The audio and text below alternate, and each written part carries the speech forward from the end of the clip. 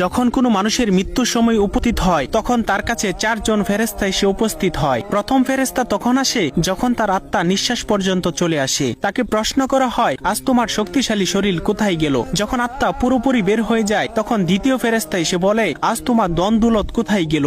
দুনিয়াতে জানিয়ে তুমি গর্ব করিতে। এরপর যখন জানাজা উঠানো হয় তখন তৃতীয় ফেরেশতা এসে বলে, আজ তুমি এমন এক লম্বা সফরে বের হচ্ছ যা এর আগে কখনো করো নাই। আজ তোমাকে এমন এক ঘরে শোয়ানো হবে যেখানে নিঃশ্বাস ফেলানোর জায়গা পর্যন্ত নেই। যখন তাকে কবরে শোয়ানো হবে তখন চতুর্থ ফেরেশতা এসে বলবে, কাল পর্যন্ত তুমি জমিনে চলাচল করেছ, আজ তুমি জমিনের নিচে শুয়ে আছো। কাল তুমি হাসছিলে, আজ তুমি কান্না করছ।